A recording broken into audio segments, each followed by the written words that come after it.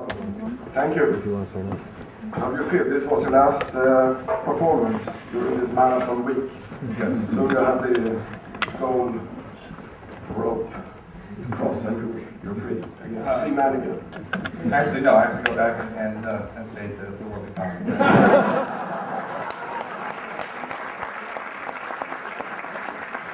Sorry. Well,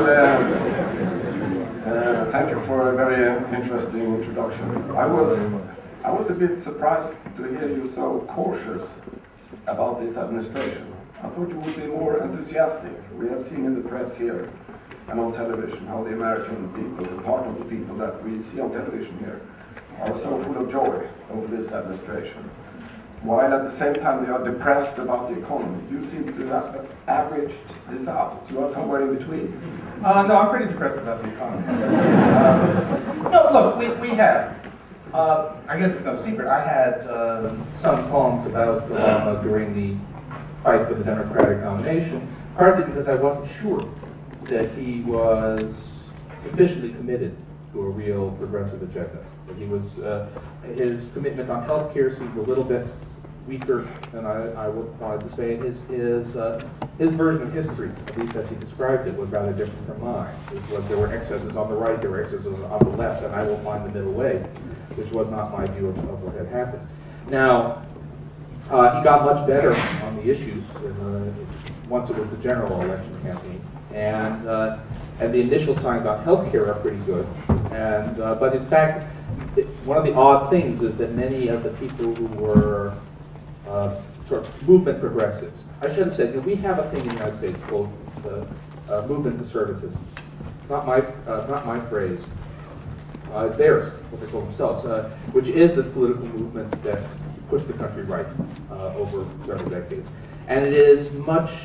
It's not a political party. It controls the Republican Party, at least these days, but it's bigger than that. It's a whole interlocking set of institutions and people, so that it's everything from the Heritage Foundation to Fox News, if you like. And we now have something like that on the left, a progressive movement. It's not nearly as cohesive. It's not glued together in the same way by money. Basically, you can be a professional conservative in a way that you cannot be a professional liberal in the United States. For some reason. So what are you? No, I'm a professional economist who happens to be a liberal. The thing is, for some reason, it's easier to find extreme right-wing billionaires than extreme left-wing billionaires. Not entirely, but we now have a progressive movement, and the progressive movement, for the most part, was very much pro-Obama for the Democratic nomination, and now they're shocked to find him appointing sort of very conventional centrist Democrats to many key positions, which I could have told them. They projected, they made him into more of a progressive than he probably is. But the main point is it's going to be very hard. Even now, this is not. Franklin Roosevelt did not win all of his political battles. Obama will not win all of his political battles. He has, it appears, 58 seats in the U.S. Senate, which sounds like an overwhelming majority, but may not be enough to pass everything. So we see. I mean, it's the odds are better than anyone could have imagined 3 or 4 years ago, but they're not overwhelming. I got a question from somebody in the audience here. I hope you all, some of you at least, not all, but some of you will give me some support here and give me some questions that I could put to Professor Krugman. But one question I got is, why did you support Hillary Clinton? Was this your answer? Was she better on these respects? She was better on healthcare, clearly. And you did support her instead of Obama in the primary? And officially, I don't support anybody. I write for the New York Times, and I can't do endorsements, and in principle, you don't know which party I favor in the United States. Of course not. We don't know whether I really wanted to see George Bush win the 2004 election. All of that is a deep mystery. But on health care, Hillary was much better. Obama ran against her from the right. We ran against a fully universal system. That was a significant issue. And I was worried about the rhetoric of, well, both sides had excesses.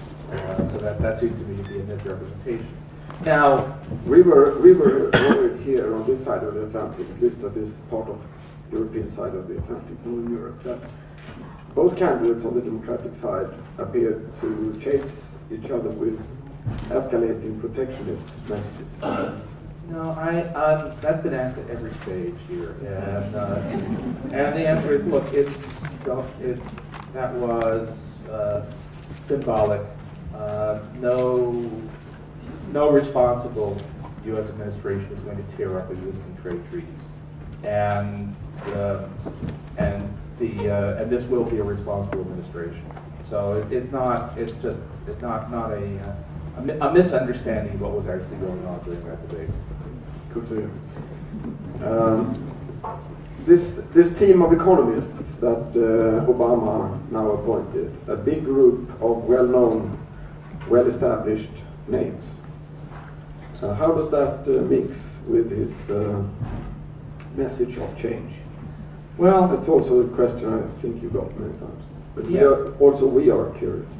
Well, there was, first of all, I thought that the message of change was a little abstract. If you actually ask for concrete proposals, Obama is a middle-of-the-road Democrat, which makes him more liberal, obviously, than the American,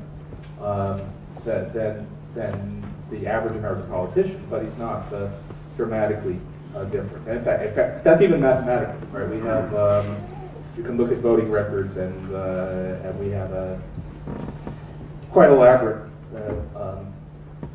Poole-Rosenthal technique. Sorry, but you can go and it turns out that on a left-right spectrum, Clinton and Obama were indistinguishable.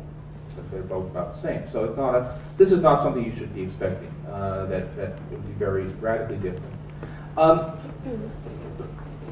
There's a special concern, and let me say this I think Obama was right to go for very experienced people for the key financial positions.